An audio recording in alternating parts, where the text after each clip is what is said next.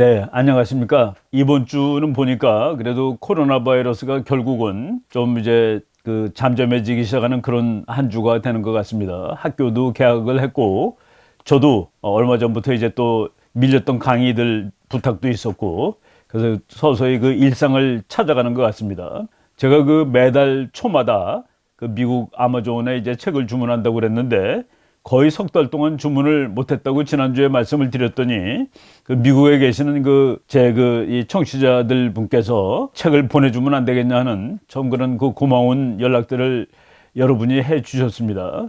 마침 그날 보니까 그 다시 한국에 책을 보내주겠다고 아마존에서 그 광고가 떴더라고요. 그러니까 옛날처럼 그 옛날에는 내가 원하는 방식으로 보내줬습니다. 빨리 보고 싶으면은 조금 더 나면 뭐 한 3, 4일 만에 오는 것도 있었고 또 천천히 하면 한 2주일 만에 오는 것도 있었는데 뭐 방식도 조금 달라지고 그러니까 DHL로 보내주는 것밖에 없더라고요. 그 대신에 빨리 보내주는 거, 안 보내주는 책도 뭐 일부 있었습니다만은 그래도 이제 책을 그래서 주문할 수가 있었습니다. 제가 기다리고 있다가 5월 19일 날 마침 나오는 책이 있어가지고 5월 19일자로 주문을 했는데 뭐 이 책이 오면은 제가 한번 읽고서 소개해드리고 싶은 책입니다. 책 제목이 트럼프 앤드 처칠로 되어 있습니다. 여러분 그 트럼프 대통령이 미국에서는 뭐 좋아하는 사람은 정말 좋아하고 싫어하는 사람은 뭐 거의 히틀러급으로 보는데 그 닉 애덤스라는 그 젊은 작가인데 몇 년 전에 그 리테이킹 아메리카라는 책도 썼는데 뭐 상도 받고 그런 책입니다. 그 미국에 대해서 상당히 긍정적인 측면을 부각해서 책을 쓴 그 사람인데 닉 애덤스가 호주 사람입니다. 호주 사람인데 미국을 갔을 때 미국에서 영주권을 주는데 그 영주권을 아주 독특하게 받았더라고요. 영주권이 뭐냐면은 Extraordinary Ability Green 카드 해가지고 탁월한 능력을 가지기 때문에 미국에서 영주권을 준다는 뭐 그런 케이스로 영주권을 받은 그러니까 미국을 상당히 좋게 평가하는 그런 호주 사람입니다. 근데 그 사람이 트럼프하고 처칠에 관한 책을 쓰는데 그 Defenders of Western Civilization 그 트럼프를 뭐 격을 엄청나게 높여준 겁니다. 이 처칠이 서구 문명을 지키기 위해서 싸운 사람으로 돼 있는데 처칠의 버금가는 그런 인물이 될 수 있다 하는 그런 내용인 것 같아요. 뭐 오면은 한번 읽고서 뭐 그 독후감을 한번 말씀드리도록 하겠습니다. 예, 하여간 그런 그 이 후원자분들이 계셔가지고 뭐 힘을 얻어가지고 우리가 그 강의를 지속하고 있는 거라고 생각이 됩니다. 오늘 제가 말씀드릴 내용은 뭐 역시 그 제일 중요한 것이 북한과 미국과 중국입니다. 그래서 첫 번째 주제를 북한을 말씀드리고 두 번째 주제를 미중 관계를 말씀드릴 텐데 지난주에 또 제가 그 강의를 하다가 잠깐 에러를 낸 것도 또 이렇게 독자께서 아주 참 예의를 갖춰가지고 이 부분이 좀 이상하다라는 것을 봤는데 이런 엉터리 실수를 하다냐는 제가 그 생각을 한 것이 하나 있었습니다. 그 B1이라는 폭격기가 그 성능이 아주 좋은 비행기입니다. B2나 B52에 비해서 훨씬 더 많이 싣는 거가 사실인데 거기서 그 제가 숫자를 잘못 인용을 해가지고 옛날에 그 코소보 전쟁 때 제이뎀이라는 아주 특수한 폭탄을 얘는 2280발을 투하했고 그리고 B2는 300수십 발을 투하했다라는 그 얘기를 한 대에 그렇게 많이 싣는다고 이제 잘못 말씀을 드렸습니다. 물론 한 대 싣는 양도 많죠. 훨씬 많습니다. 근데 이제 9만 파운드면은 그 뭐 톤으로 쳐가지고서 450g을 곱하면 되니까 40톤 이상을 싣는 비행입니다. 근데 이제 제이뎀이라는 폭탄이 조금만 틀어도 한 500파운드는 되거든요. 그러니까 9만 파운드 500이면은 한 뭐 200발 채 못 싣는 건데 그 심플한 계산을 안 하고 말씀을 잘못 드려가지고 그거는 그 코소보 전쟁 때 B1이 투하한 제이뎀이 2280발이었다는 것을 그거를 말씀을 조금 좀 틀리게 드렸었습니다. 근데 이제 뭐 그 얘기 나온 김에 그 얘기를 조금 더 한다면은 2차 대전 때는 예를 들어서 뭐 한강 다리 같은 거 그거를 폭격기가 가서 부시려면은 폭탄을 평균 9,000발 정도 떨어뜨렸습니다. 그런데 월남전쟁 때에는 뭐 팬통기라든가 또 B-52가 가서 300발로 다리 하나를 부셨습니다. 근데 지금은 한 발로 부십니다. 이거는 어떻게 그럴 수 있느냐를 이제 우리가 한번 쉽게 얘기해 보면은 2차 대전 때 폭탄은 이제 비행기에서 떨어뜨리면 제가 멍텅구리탄이라고 얘기를 했죠. 그게 바람도 불고 막 그러기 때문에 이게 막 그 원래 맞추고 싶은데 떨어지지 않는데 그래도 이건 맞은 거로 치자가 800m입니다. 원하는 지점에서 800m 안에 들어간 것은 그냥 맞는 거로 쳤습니다. 이제 그 계산하는 방법으로 CEP라는 게가 있는데 Circular Error Probable이라고 씁니다. 그건 뭐냐면은 폭탄을 10발을 떨어뜨렸는데 10발 떨어진 자국이 이렇게 다 이렇게 있을 겁니다. 그 중에서 절반 5개를 포함할 수 있는 가장 작은 원을 그려보는 겁니다. 10발인데 절반인 5발이 들어갈 수 있는 가장 작은 원. 그리고 가장 작은 원의 지름을 이 비행기가 떨어뜨리는 폭탄의 정확성에서 CEP, 그게 800m라는 얘기입니다. 2차 대전 무렵에 10발을 떨기면은 그 5발이 지름 800m 원 안에 들어갔다라는 뜻이에요. 그런데 지금 JDAM은 3 내지 8m라고 그랬죠. 그러니까 그걸 8m라고 쳐봅시다. 그러면 8m 안에 들어가고 2차 대전 거는 800m 안에 들어가고 그러니까 이제 길이가 100배 차이가 나죠. 그러니까 면적이니까 100 곱하기 100 그러면 10,000배가 차이가 나는 거죠. 그러니까 옛날에 10,000배가 떨어질 자리를 지금 한 발로 다 처리할 수 있다. 그러니까 그 전쟁사의 그 경험을 계산해 봤을 때 9,000발 한 발 딱 맞는 것이죠. 이렇게 오늘날 이 과학무기 시대가 된 겁니다. 그래서 삐안 죽음의 백조라고 불리는 그 비행기는 그냥 혼자 가죠. 혼자 가고 그 옆에 이제 혹시 적기가 나와서 추락시킬지 모르니까 이제 요격할 수 있는 그 공중전을 할 수 있는 비행기들이 몇 대가 따라가는 겁니다.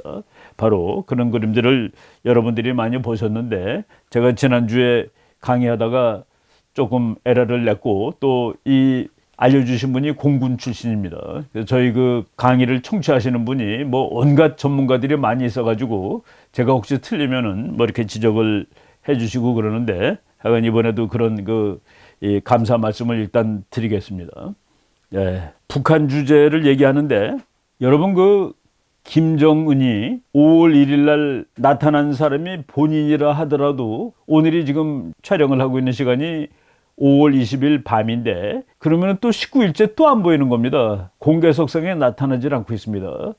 바로 어제군요. 5월 19일 날 미국의 보이스 오브 아메리카에서 김정은 사진이 났는데 보니까 그는 3월달 사진을 북한이 또 최근에 발표해가지고 난 거였습니다. 그래서 다시 거의 한 20일 동안 그 공개석상에서 이제 자리를 내놓지 않고 있어요. 제가 지금 북한에 대해서 또 많은 의심이 드는데 오늘 그 얘기를 잠깐 하겠습니다. 그 얘기하기 전에 하나의 그 이론적인 측면에서 뭐 국가란 무엇인가, 국제정치란 무엇인가라는 측면에서 봤을 때 북한은 그 21세기 세계 정치에는 확실히 그 맞는 나라가 아닙니다. 그 영어로 말하면 미스핏이에요. 미스핏. 21세기 세계 정치. 이게 글로벌 소사이티, 글로벌 커뮤니티에 전부 다 국가들이 살아가는데 거기에서 북한이 정상적인 나라가 아니다. 그리고 지금의 세계 정치, 세계 정세에서 이렇게 다른 나라와 그냥 함께 더불어 살아갈 수 있는 그런 나라가 확실히 아니다라고 보게 됩니다. 북한이 여러 가지 문제가 많은데 북한이 정상국가가 되는 방법은 아주 간단합니다. 정상국가가 되는 것은 정치 경제 체제를 바꾸면 되는데 북한이 정치 경제 체제를 바꾼다는 것은 그냥 문을 열면 됩니다. 그러니까 경제를 개방하고 정치를 개방하는 것이죠. 그러니까 민주화, 자유화, 그리고 뭐 또 그냥 우리가 좀 더 폭을 좁혀서 얘기한다면 민주화, 자유화, 시장화. 이걸 하면은 북한이라는 나라 살아납니다.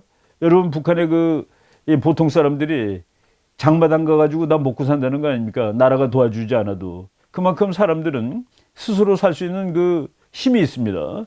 그리고 뭐 한민족이 항상 어디 갔다 놔도 살 수 있는 사람들인데 북한 사람들이 정말 그 장마당에서 먹고 살고 정부가 배급을 안 줘도 굶어 죽지 않고 있다는 이 사실을 봤을 때 북한은 그냥 열면 됩니다. 그런데 문제는 그것을 열 수 없는 사람들이 북한에 살고 있는데 북한을 열면은 절대로 안 되는 사람들이 바로 그 김씨 패밀리입니다. 김씨 일가.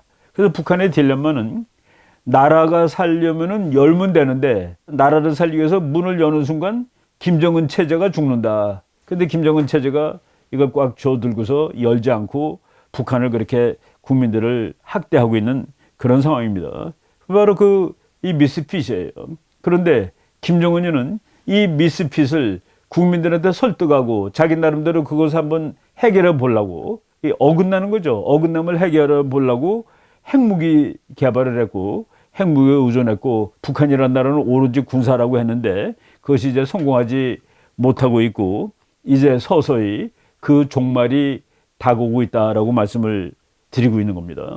그리고 또 북한은 자기 나름대로 전략이 있었습니다. 대한민국을 볼모로 삼아가지고 무엇인가 도모하려고 그랬죠. 그러니까 우리 한국에서도 그런 사람들이 있습니다.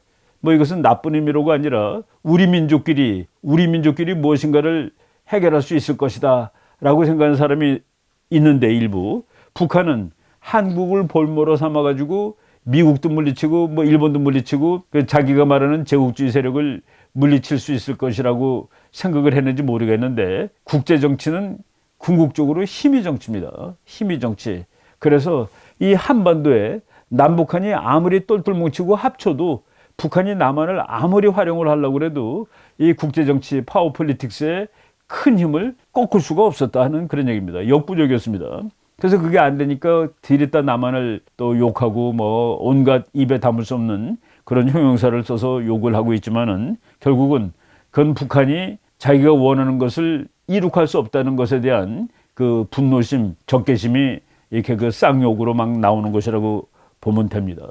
지금 북한이 하여간 비정상을 지금 거의 뭐 4월 12, 3일 이후부터는 비정상입니다. 4월 15일 안 갔다는 것은 비정상이 서구사회 또는 한국사회에 노골적으로 드러난 케이스고 그리고 지금도 한 뭐 20일 동안 안 나타나고 있는데 안 나타나고 있다는 사실을 계속 변명을 대고 있다는 사실이 더 의심스러운 일이다라고 말씀을 드릴 수가 있을 것 같습니다. 지금 그거 하기 전에 그 데이비드 헬비라는 미국의 그 젊은 관료입니다. 이 사람은 지금 현재 미국 국방부의 그 인도 퍼시픽 시큐리티 어페어스 그러니까 인도 태평양 안보 문제 담당하는 그런 그 부서의 액팅 어시스턴트 세크터리라고 되어 있습니다. 그러니까 지금 현재 대행을 하고 있는 사람이에요. 그렇지만은 부차관이죠. 부차관. 인도 태평양 안보 담당 부차관을 하고 있는 데이비드 헬비라는 젊은 관료가 그 일본에서 나오는 니케이 에이시안 리뷰라는데 5월 17일 날 글을 한날 기고를 했더라고요. 글이 제목이 인도 퍼시픽 네트워크 must evolve to meet changing threat. 여기서는 이 사람이 이 글에서 강조한 것은 미국 혼자 하지 않는다. 동맹국과 함께한다. 동맹국과 함께하고 미국의 적은 누구다라는 것을 이 짧은 글에서 명기를 했는데 바로 대한민국이 앞으로 어떻게 그 행동을 해야 될 것인가에 대한 그 시사점을 주는 그런 글이기 때문에 제가 먼저 잠깐 인용을 하고 북한 문제로 들어가겠습니다.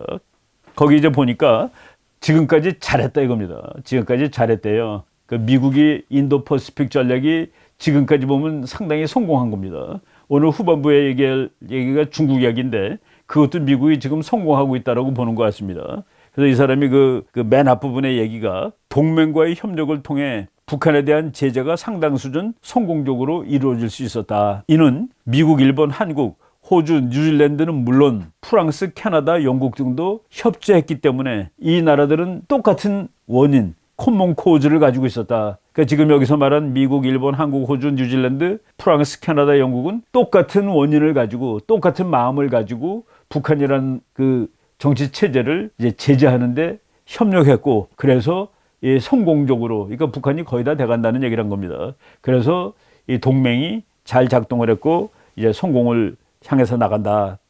그리고 이 나라 이름들을 예놓고 그 나라 이름들을 이 사람이 아주 재밌는 말로 표현했습니다. Network of Like-Minded Nations. Like-Minded는 뭡니까? 마음이 같은 나라, 즉 생각이 같은 나라입니다. 생각이 같은 나라끼리 네트워크를 만들어가지고 그래서 이들이 결정적으로 효과적으로 행동을 해서 동북아시아, 인도태평양 지역에 정말 바람직한 결과를 가져오게 된 아주 좋은 사례가 바로 이 동맹이다 이겁니다. 그러니까 동맹을 아주 한껏 칭찬하고 있습니다. 미국은 인도태평양 지역에서 이 같은 네트워크 형성에 깊이 관여하고 있는 중이다. 미국 나 혼자 하지 않아. 우리 같이 해. 마음이 맞는 사람들끼리 같이 해야지. 그리고 단호하게 하면 이렇게 성공할 수 있잖아. 북한을 이렇게 우리가 코너로 몰아놓았잖아 라고 얘기를 하는 겁니다. 우리의 동맹 네트워크와 파트너는 자유롭고 개방된 인도태평양 지역에서 그러니까 동맹이 있어서 미국이 이 동네에서 안전하게 존재할 수 있다고 썼습니다. 뭐 제가 그 한국말로 번역을 다 했습니다만 영어로 잠깐 읽겠습니다. Our network of allies and partners remains the bedrock of the U.S. presence in the region. bedrock이라는 건 뭡니까? 아예 그냥 그 침대 밑에 있는 돌이나 마찬가지예요. 그래서 지주, 뭐 기반, 기본 뭐 이런 뜻입니다. 그래서 아시아에 있는 동맹은 미국이 이 동네에 와 있을 수 있는 기본이며 and is the underpinning of a free and open Indo-Pacific. 자유롭고 그리고 개방된 인도 태평양의 언더피닝도 바로 같은 뜻입니다. 축이다, 기본이다, 기반이다 이런 뜻이에요. 지주다. 예, 그러니까 미국과 동맹은 이 동네에 지주로서 함께 있는 것이다. 그러나 이렇게 다 인도 태평양의 좋은 나라들이 전부 다 친구로서 있지만은 인도 태평양은 자유롭고 개방적인 나라들을 모두 포괄하는 그런 지역이지만은 그럼에도 불구하고 언제라도 회방꾼이 있기 마련이다. 그러니까 스포일러라고 합니다. 그러니까 뭔가를 망치는 놈이 스포일러예요. 이런 좋은 동네에 스포일러가 있기 마련이다. 이 스포일러가 몇 나라가 있는 겁니다. 이들 나라들은 오늘날 이 지역을 만든 핵심 가치 및 원칙의 지속적인 위협을 야기한다. 아시아 태평양 이 지역의 자유롭고 개방된 인도 태평양 지역의 핵심 가치가 뭐겠습니까? 평화, 자유, 인권 등이 그 가치인데 그것을 위험하는 나라들이 있기 마련이다. 그 위협하는 나라가 누군지를 썼는데 아주 노골적으로 썼습니다. 그 스포일러가 그것이 중국의 수종주의적인 야망을 물리치는 일이든, 그러니까 중국이 수종주의자로서 야망을 가지고 있는 나라입니다. 수종주의라는 것은 무엇인가를 바꿔버리겠다는 기왕의 질서. 미국은 이 동네를 인도 퍼시픽을 자유와 개방이 돼 있는 곳이라고 보는데 그것을 바꿔치려는 수종주의적 야망을 가진 중국에 대항하는 일이든지 또는 핵무기를 가지고 싶어하는 불량 국가의 야망을 억제하는 일이든지 또는 초국가적인 범죄자라는 것은 나라가 아닙니다. 나라가 아닌데 범죄자가 있죠. 테러리스트들. 그래서 초국가적인 범죄자와 테러리스트를 억압하는 일이든, 그러니까 이거를 아주 더 읽기 쉽게 말하면 중국을 억압하든 북한을 억압하든 테러리스트를 억압하든 또는 세계의 역병에 대처하든, 요새 그 코로나 바이러스로 이 문제가 있으니까 세계의 역병에 대처하든 미국은 이 지역의 안정과 평화라는 사명을 달성하는데 확고할 것이다. 흔들림 없을 것이다. 예. 중국을 견제하는데, 북한을 견제하는데, 테러리스트를 견제하는데, 그리고 질병을 막는데 미국은 확고부동하다. 그런 얘기입니다. 이 같은 사명은 어떤 나라라도 혼자서는 감당할 수 없는 일이다. 예. 미국은 이 일을 반드시 할 텐데 혼자 하지 않고 함께 하겠다. 같이 하자, 함께 하자라는 얘기를 계속 강조하는 그런 아주 짧은 그 기고문입니다. 우리나라 그 미국 사람들이 한국하고 미국 사람들은 한미동맹을 정말로 소중하게 칩니다. 여기 미군들하고 뭐 무슨 회의를 하거나 무슨 뭐 같이 하건 어울릴 때는 끝날 때 반드시 미국 사람들이 한국말로 같이 갑시다 그럽니다. 같이 갑시다. Let's go together. 바로 이것이 일본 니케이 에이션 리뷰의 이제 영문으로 게재된 글인데 의미하는 바가 아시아에 있는 미국 동맹들, 미국이 하는 일에 잘 동참해 주기 바랍니다. 그럼으로써 우리는 북한 문제에 대해서 성공했습니다. 앞으로 중국 문제에 대해서도 성공합시다. 라는 그런 뜻으로 저는 읽었습니다. 예. 이제 미국이 북한을 제재하고 북한의 야망을 억제하는 데 성공했다고 데이비드 헬비가 이제 얘기를 했습니다. 정말 북한을 억제하는데 성공을 했다는 그런 뉴스들이 뭐 어제 오늘 많이 쏟아져 나오고 있습니다. 그러니까 오늘 우리가 촬영하는 시간이 5월 20일 저녁인데 오늘 아침에 그 보이스 오브 아메리카에 나온 뉴스인데 북한의 그 지금 무역은 뭐 완전히 끝난 나라라고 볼 수 있을 정도입니다. 북한의 10대 무역국이 유엔의 대북제재 이전과 비교해 볼 때 70%가 바뀌었다. 옛날에 북한하고 거래를 많이 하던 나라가 10대 국가가 다 바뀌고 이제 그 한 서너 나라만 10대국에 포함이 되는 거로 남았습니다. 김정은 집권 이후 특히 동남아 국가들의 교육이 급감한 반면 중남미 국가들과의 교육은 늘었는데 전체 교육 국가 수는 절반으로 줄어들었다. 그러니까 김정은이가 나오기 전에 북한이 아무리 고립된 나라라도 지구에 있는 나라 115개하고 무역 관계가 있었습니다. 그 뭐 돈이 많든 적든 간에. 그런데 지금 현재는 62개 국가밖에 교육을 하지 않는다. 그러니까 북한은 그만큼 이제 고립이 되고 경제가 나빠진 것이죠. 그래서 그 10대 교역국을 보면은 중국, 한국, 인도, 러시아, 태국, 필리핀, 파키스탄 등이 10대 교역국에 포함됐는데 여기서 한국이 빠져나갔습니다. 한국이. 그러니까 한국은 2015년에는 북한의 10대 교역국인데 2019년에는 그 10대 교역국에서 빠져나갔다. 가장 가까이 있으면서도 그게 이제 이 미국 사람들이 한국과 미국이 동맹으로서 협력해가지고 북한을 이제 제재하는데 그래도 잘하고 있었다라는 것을 상징하는 그런 데이터가 될지도 모르겠습니다.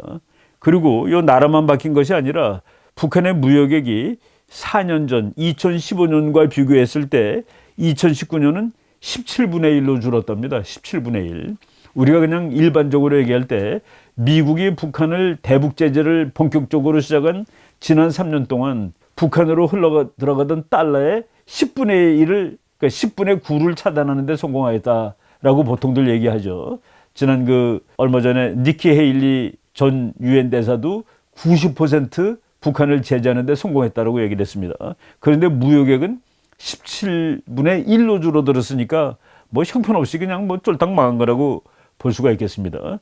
김정은 이후에 북한의 수입은 마이너스 3.4%, 우리나라 그 대외경제정책연구원에서 나온 자료를 그 보이스 오브 아메리카가 인용한 것입니다.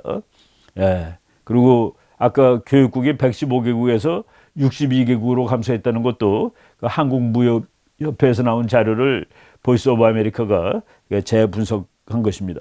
이렇게 북한은 국제사회에서 완전히 그냥 거의 오그라든 나라가 되었다는 얘기죠. 그런데 여기서 그 내용을 보면 더 황당한 얘기가 나옵니다.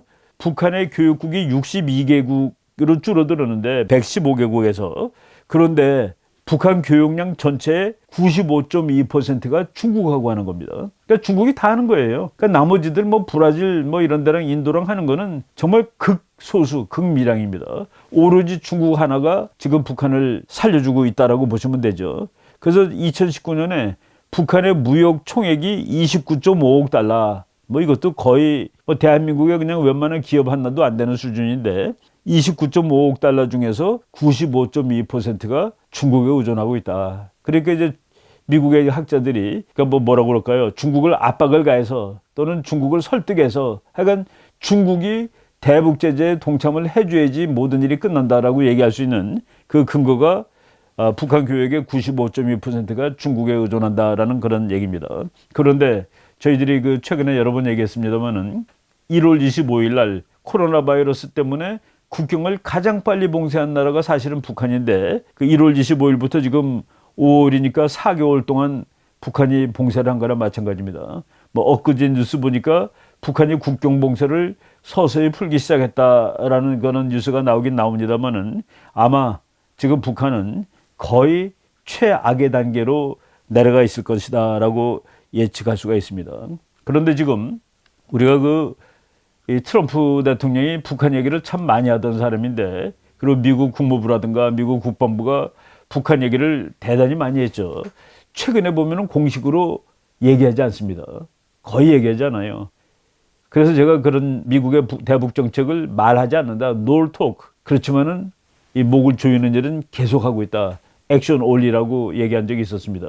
No talk, 액션 올리. 그리고 거의 무시하는 듯이 행동을 하는데 최근에 뭐 지난 며칠 사이에 갑자기 불거지면서 나오는 얘기가 민간인 차원에서 북한을 더욱 목을 조르기 시작하는, 그리고 그것이 정부의 후원을 받아야 된다는 그런 얘기들이 많이 나오는데 첫 번째가 인권 문제입니다. 인권 문제.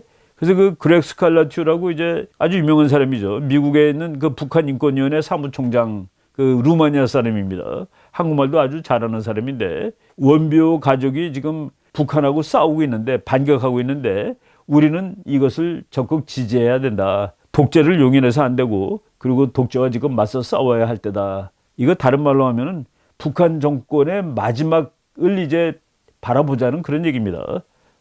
그래서 그 원병군의 부모가 북한의 은닉자산, 북한이 세계에다 숨긴 거를 지금 막 찾아내고 있죠. 그래서 미국에 있는 은행에 얼마 있다는 거 찾아내고 있고, 이거를 전부 이제 뺏겠다라고 얘기를 하고 있는데, 지금 미국 정부가 이제 이 인권단체에서 미국 대통령 이제 금년에 선거를 하는데 대통령 후보들에게, 그러니까 뭐 바이든하고 트럼프가 되겠죠.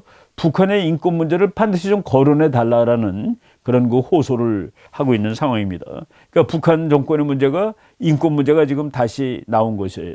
그런데 여기서 그 원비호라는 거는 그 북한으로 보면 상당히 그 에러를 범한 케이스라고 봅니다. 미국 사람들이 다른 건 다 잊어도 미국 사람이 적국에 의해서 그렇게 그 허무하고 비참한 죽음을 당한 데 대해서 미국 사람들은 참지 못합니다. 잊질 않습니다. 그래서 지난번에도 그 1월 초에 솔레이마니를 죽은 다음에 미국이 레드라인으로 근 거가 Do not kill an American. 미국 사람 하나라도 죽이지 말 것을 레드라인으로 걷버렸죠. 그런데 오토 원비호를 미국이 잊는다?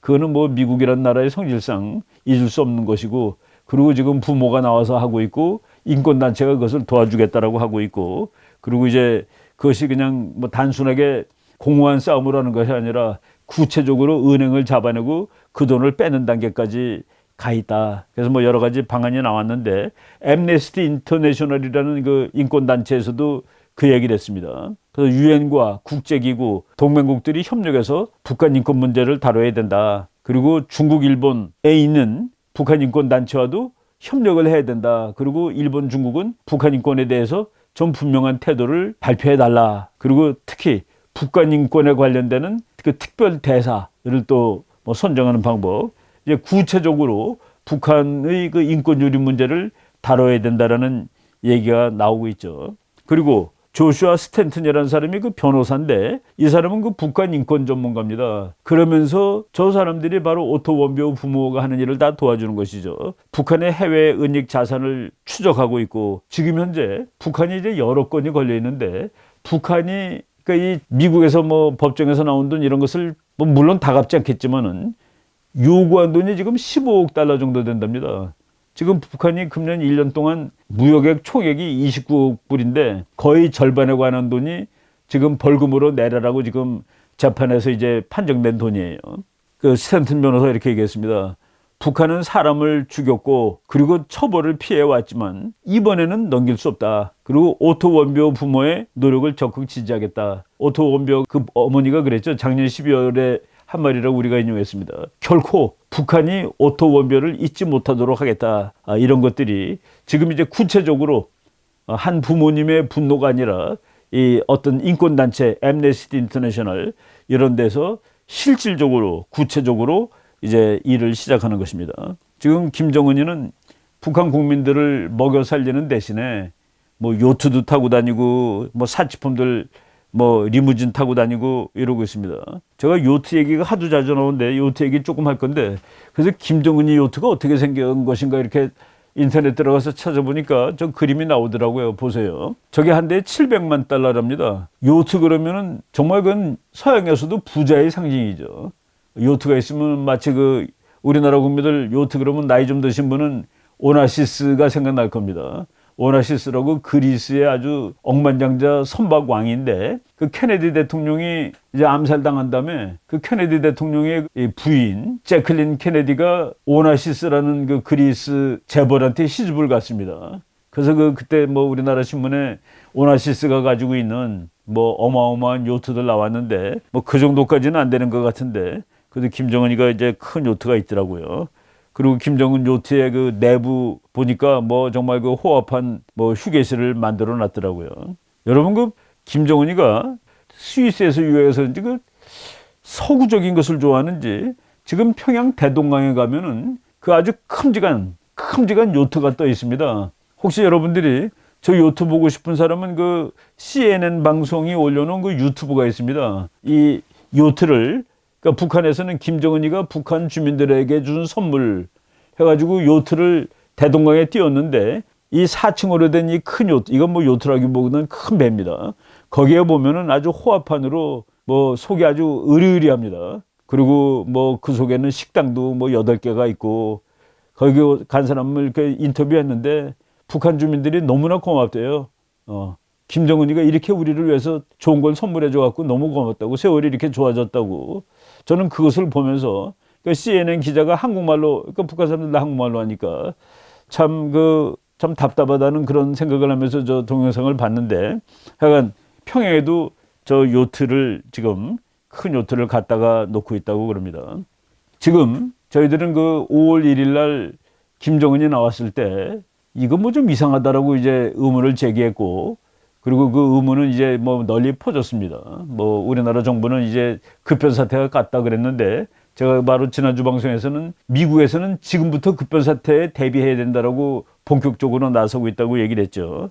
그런데 5월 15일 날 그 뉴욕 포스트라는 미국에 있는 그 언론 매체에서 그 북한 상황을 보고를 했는데, 지금 북한 평양 곳곳에 가면은 김일성하고 김정일이 그 사진 아주 뭐 저기 여러분 그림 보시면은 그 병사들이 걸어가는데 그 사진의 길이가 병사들 키보다도 훨씬 더 클 정도로, 그러니까 몇 메타짜리 이 큰 그림이 있는데 저거를 지금 부시고 있답니다. 이거를 부시는데, 부시는 이유가 김씨 정권이 없어졌다는 그런 뜻인가 혹시. 근데 그거는 확인은 되지 않고 여기다가 다른 뭐를 짓는다? 지금 북한이 저거를 부시고 다른 무엇인가를 지을 수 있는 그런 여력이 있는 나라인가? 근데 지금 저거를, 그러니까 리무브니까 부신다기보다도 띄어서 다른 데로 이동시킨다고 그러는데, 저거는 지금 어느 자리에 있겠습니까? 최고의 명당 자리에 있는 거 아니겠습니까? 북한 모든 사람이 제일 많이 지나다니면서 제일 보기 좋은데, 그 우리나라로 치면 광화문일 텐데 그거를 움직여다가 어디다 갖다 놓겠는지. 그래서 김정은의 아버지와 할아버지 포트레이트, 초상화를 리무브, 다른 데로 옮기고 있다라는 그 뉴스가 떴습니다. 그런데 이 뉴욕 포스트가 지금 또 2주일째 안 보인다. 5월 1일 날 나타났는데 지금 또 2주일째 안 보이는 건 또 뭐냐라고 의문을 제기했는데, 이게 보겠습니다. 그 문장을 읽어보면은 김정은이 다시 2주일 동안 보이지 않고 있다. 새로운 루머가 또 돌고 있다. 김정은이 원산에 있다는 설도 있고, 그래서 원산 가서 인공위성 사진을 찍었다는 거를 뉴욕 포스트에 또 게재를 했습니다. 그러니까 원산에 있다는 설도 있고 지금 요트를 타고 있다는 설도 있다. 지난 몇 주 동안 은둔 독재자의 시설에 몇 척의 요트가 떠 있는 것이 보이기는 하였다. 인공위성으로 관찰이 됐다는 소리입니다. 그러니까 한 척도 아니고 여러 척이 있는 모양이에요. 그리고 그의 별장 부근에서 호화로운 자동차가 보이기도 했다. 그러니까 뭐 김정은은 뭐 최고의 명차들을 타고 다니니까 뭐 이런 등등 해가지고 영국의 익스프레스지가 보도한 것을 이제 뉴욕 포스트가 인용한 겁니다. 등 영국의 익스프레스지는 더 많은 의문점들에 대해서 보도하고 있다라고 요 5월 15일 기사가 떴습니다. 그래서 이 기사 그냥 보면은 뭐 우리가 다 알던 얘기예요. 5월 1일 날 김정은이 다시 나타났지만은 김정은이 나타난 사진들은 오히려 더욱 그 와일드 이론, 아주 뭐 그냥 별의별 이론이 다 나왔죠. 그 과격한 이론들을 산출해냈고, 물론 그 이론들이 우리가 100% 맞다 틀리다를 확정지어서 말할 수는 없습니다. 그 이론들은 이제 검증이 돼야 되겠지만, 그런 수많은 이론이 나왔는데 지금 보름 동안 또 안 보이는데, 설에 의하면은, 분석에 의하면은 원산의 별장에 있고 그 별장 옆에는 요트가 정박 중에 있다. 그래서 제가 그래서 요트를 한번 찾아보고 여러분들한테 그 사진을 보여드린 겁니다. 그러니까 뭔가 지금 아주 우리는 그 노스코리아 워처들이 보기에 보통과 다르다, 비보통하다라고 말씀을 드릴 수가 있습니다. 뉴욕 포스트가 이제 여기에 대해서 지금 서구 언론 중에서는 김정은에 대해서 제일 초점을 많이 맞추고 있는 것 같아요. 바로 이거는 19일자입니다. 19일자인데 이거는 이제 북한에서 발표한 그 노동신문을 보고 그 노동신문을 인용한 겁니다. 그래서 그 영문 기사를 그냥 읽으면은 North Korea State Media says 김정은 is working with no days off. 북한의 미디어에 의하면은 이게 노동신문입니다. 김정은은 no days off, 하루도 쉬지 않고 1년 365일을 열심히 일하고 있다고 말한다. 그래서 그 한 면을 그냥 거의 가득 채운 기사가 났다는 것을 설명을 하고 있습니다. 그래서 그 김정은이 지금 다시 잠적은 했지만은 북한의 노동신문, 그 북한에서 나온 날은 5월 16일입니다. 북한의 노동신문은 김정은은 하루도 쉬지 않고 열심히 일한다는 기사를 게재하였다. 제가 지난주에 그랬죠. 김정은이가 건재하다는 사실을 하루도 쉬지 않고 알려줘야 하는 그 체제가 정상인 체제냐. 그러니까 보리스 존슨처럼 지금 코로나 바이러스에 감염이 돼가지고 그 인텐시브 케어 유니트, 그러니까 그 중환자실에 들어가 있다라고 말할 수 있는 것이 강한 나라고 제대로 된 나라입니다. 지금 보이지도 않는데 하루도 쉬지 않고 일하고 있다. 거기 나온 기사가 이래요. 김정은은 안 보일지 몰라도, 지금 안 보이니까 안 보일지 몰라도 그는 365일 열심히 일하고 있다. 공휴일도 일하고 생일도 일하고 잠도 자지 않고 일한다. 라고 노동신문에 났습니다.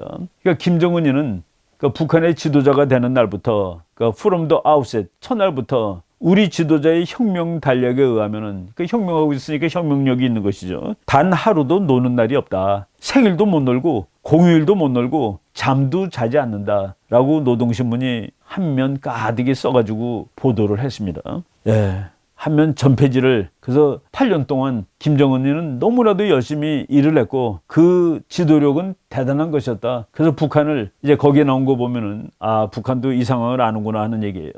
이 세계가 그 제국주의자들이 북한을 죽어라 못 살게 하고 있음에도 불구하고 꿋꿋이 버텨오고 있다는 그런 얘기입니다. 그래서 우리 당은 모든 정책을 만들고 시행함으로써 인민의 이익을 우선시하는 당이다. 인민의 이익을 갈취하고 권력을 남용하는 관료제와 부패에 대해 그 누구일지라도 무자비한 철퇴를 맞았다. 그러니까 북한 정권이 이거는 많은 사람을 숙청하고 죽이고 그랬죠. 그것을 이제 정당화시키는 겁니다. 인민의 이익을 갈취하고 권력을 남용하는 관료제 부패에 대해서 그 누구를 불문하고 무자비한 철퇴를 가하였다라고 얘기를 하고 있습니다. 그래서 노동신문은 김정은은 지금 이 순간에도 잠도 자지 않고 쉬지도 않으며 고강도의 스케줄을 소화하고 있다는 사실을 강조하고 있다. 지금 요트에서 고강도의 스케줄을 감당하고 있다는 사실을 강조했다. 이 글은, 이 논문은 이렇게 썼습니다.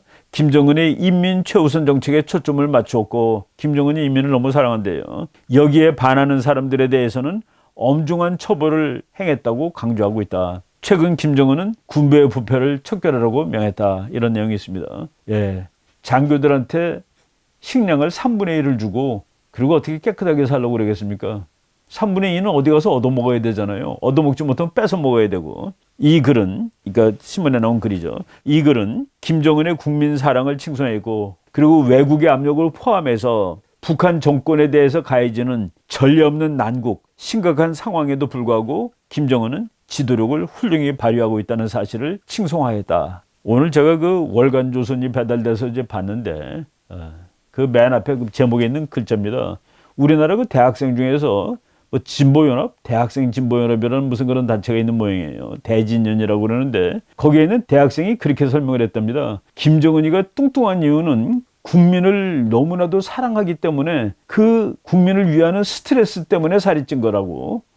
난 참 그 말을 듣고서 더 이상 할 말이 없었는데 바로 이 신문을 읽었는지 모르겠어요.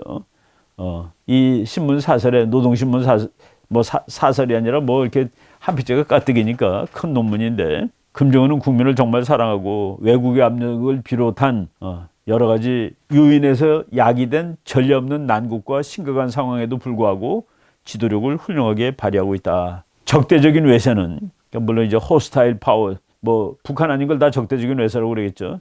특히 김정은이 김정일로부터 권력을 승계한 이후 더욱 유례없는 강도로 압박을 가하고 있다고 주장했다. 그러니까 정권이 바뀐 다음에 외세가 더 북한을 압박을 가한다는 얘기입니다. 그 설명이 이거예요. 제국주의자들은 우리 혁명 세대의 전환을, 그러니까 김정일에서부터 김정은으로 오는 이 전환, 그러니까 파워 쉬프트입니다. 이 전환을 반세기가 넘는 반복한 정책을 현실화시킬 수 있는 황금의 기회로 보고 이제 나이 어린 허약한 지도자가 되었으니까 이제 북한을 무너뜨리겠다라고 제국주의자들이 좋은 기회로, 황금의 기회로 봤답니다. 온갖 수단을 동원하여 북한을 파괴하고 멸망시키려 하고 있다. 그러면서 이제 이 제국주의 세력을 비난을 하는 겁니다. 지금 이 세계를 제국주의라는 그 세력으로 양분해가지고 비판하는 것이 바로 미스핏이에요. 이게 이 오늘날의 세계를 설명하는데 맞지 않는 그런 개념이라는 얘기입니다. 예, 제 말입니다. 이처럼 끊임없이 존재를 애매한 형태로나마 과시해야 하는, 분명하지가 못하죠. 이 사람이 맞아 하는 우리가 의심을 갖죠. 애매한 형태로 과시해야 하는 김정은과 북한의 오리무중 상태는 북한이 중병에 걸려있는 나라임을 확신토록 한다. 북한은 현재 사실상의 유고 상태에 있는 정권임이 분명하다. 국가와 그리고 정권이 정상적이지 못하다 이겁니다. 유고 상태에 있는 것이 거의 분명한 것 같아요. 그래서 그 미국에서는 바로 이 급변 사태에 대비해야 되지 않겠느냐고 지금 준비하고 나서고 있는 겁니다. 예. 그런데 미국이 북한에 대해서 거의 공식적으로 얘기를 하지 않는데 미국의 이제 고위 관리가 얘기한 겁니다. 이 전직 고위 관리예요. 북한이 이제 힘든데 그 제재를 완화시켜 주기를 원한다면은 미북 관계를 먼저 재설정해라. 그러면은 제재를 완화시켜 줄 수 있다. 그 이전에는 절대로 불가능하다라고 아예 그냥 뭐 못을 박았습니다. 이 못을 박은 사람이 국무부에 있던 그 전직 관료입니다. 전직 관료인데 이름이 피터 하렐이라는 뭐 테러 문제 이런 거 담당하던 차관복급의 관리예요. 예. 지금 미국이 현직 뭐 또는 그 전직 이런 그 공식적인 루트를 통해서 북한이 제재를 피하고 싶으면은 네가 먼저 변해라는 것을 이제 공식적으로 말하고 있습니다. 예, 김정은이 핵을 포기할 수 있을지, 포기하고도 살 수 있을지 우리가 여러 번 얘기했는데, 예, 그래서 지금 북한이 거의 이제 끝나가고 있습니다. 그리고 최근 미국 대북 정책은 거의 무시 정책입니다. 무시 정책. 그리고 네가 항복하고 들어와입니다. 옛날에 협상할 때는 주거니 받고 했는데 네가 항복하고 들어와.